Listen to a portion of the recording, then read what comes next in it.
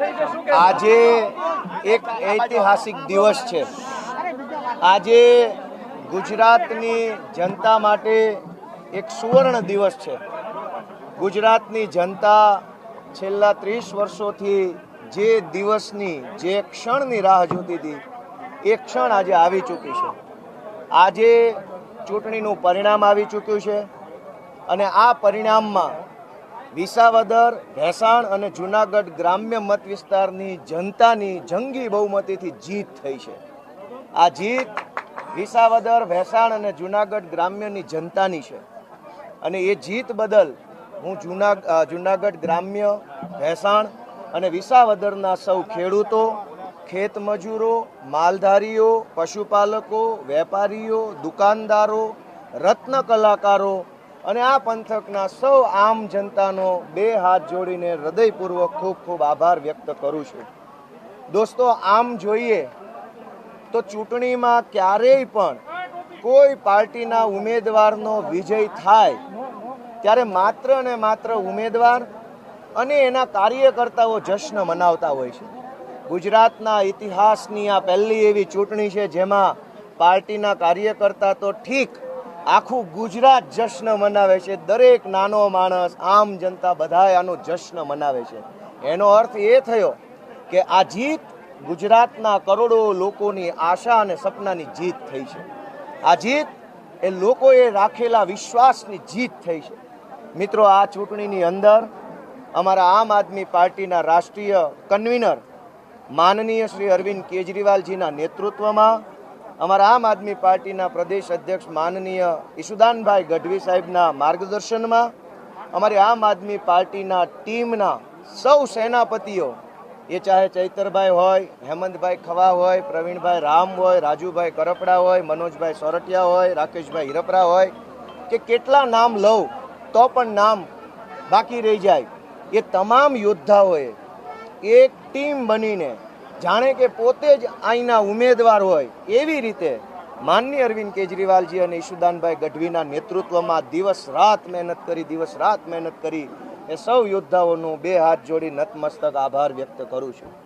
મિત્રો, આ લડાઈ એ એક તરફ સત્તા, એક તરફ પૈસા, એક તરફ દારૂ, એક તરફ ગુંડાઓ અને એક તરફ અહંકાર હતો, બીજી તરફ આમ જનતાની આશા અને વિશ્વાસ હતો।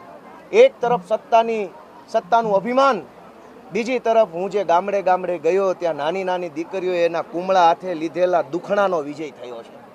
અમારી માયુએ મને આપેલા આશીર્વાદનો વિજય થયો છે। અમારા ખેડૂ માવતરે મારી માથા પર મૂકેલા હાથની મળેલા આશીર્વાદનો વિજય થયો છે। કારખાને જઈ અને એ લોઢાની ભેગા જે પોતાની હીરા ઘસતા જાત ઘસે છે, આ ગુજરાતને ઉપર લાવવા માટે રત્ન કલાકારોના આત્મામાંથી નીકળેલા અવાજનો વિજય થયો છે। આ પંથકના અનેક ગરીબોએ મને પ્રેમ આપ્યો, આશીર્વાદ આપ્યો, આશ્વાસન આપ્યું, સંવેદના આપી, મત આપ્યો, એ બધાયનો વિજય થયો છે। દોસ્તો, આ જીત એ હું આ ગુજરાતની જનતાના, વિસાવદરની જનતાના ચરણોમાં નમસ્કાર કરીને વિનમ્ર ભાવે આ ચૂંટણીના સર્ટિફિકેટને હું સ્વીકારું છું। મિત્રો, મારી ગુજરાતભરના યુવાનોને એક લાગણીભરી વિનંતી છે કે મારા વાલા યુવાનો, જાગો। ક્યાં સુધી આપણે ગુજરાતમાં ભાજપના ભય, ભૂખ, ભ્રષ્ટાચાર અને તાનાશાહીના શાસનની ગુલામી ભોગવીશું? દોસ્તો, આજે એક માણસને જાણે કે ગુલામ બનાવી રાખ્યો એટલી હદે ભાજપે તાનાશાહી કરી છે। ગામડે ગામડે ભાજપના માણસો ગુંડાઓ જેવું વર્તન કરી રહ્યા છે। હું ગુજરાતભરના યુવાનો પાસે હાથ લંબાવું છું કે હે યુવાનો, આગળ આવો, તમારો આત્મા જગાડો, તમારી અંદર પણ જે તાકાત ભગવાને મૂકી છે એને ઓળખો। આવો સાથે મળી અને ગુજરાતને પરિવર્તન લાવવાની, ગુજરાતને આ ભાજપની ચુંગાલમાંથી છોડાવવાની લડાઈ લડીએ। મારી સૌને હાથ જોડીને અપીલ છે કે આજથી ગુજરાતની અંદર ક્રાંતિના બીજ રોપાઈ ચૂક્યા છે ને એની અંદર ભગવાને પણ વરસાદરૂપી આશીર્વાદ મોકલ્યા છે। આજે આ ક્રાંતિનું બીજ રોપાયું, ઉપરથી આ વરસાદ આવ્યો। ભગવાન પણ ઈચ્છે છે કે ગુજરાતની જનતાનો આત્મા જાગે અને ગુજરાતમાંથી ભ્રષ્ટાચારી ભાજપ ભાગે।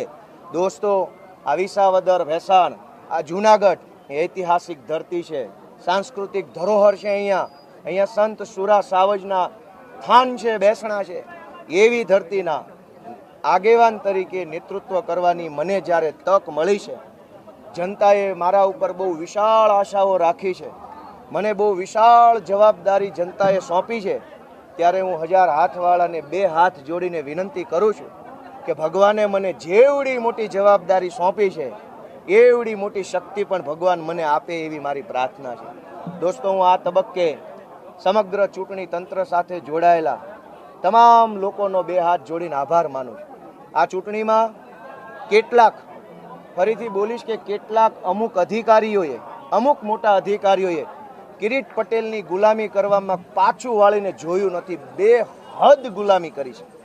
પણ એ સમયે હું આભાર માનીશ નાના કર્મચારીઓનો, તમામ બૂથની અંદર બેઠેલા પ્રિસાઇડિંગ અધિકારીથી લઈ પોલિંગ 1, 2, 3, 4 થી લઈ પટાવાળાથી લઈ સમગ્ર નાના કર્મચારીઓ, નાના પોલીસ, નાના કર્મચારીઓ બધાએ ન્યાયનું કામ કર્યું, નીતિનું કામ કર્યું, ભારતના સંવિધાનના રક્ષણ કરવાનું કામ કર્યું.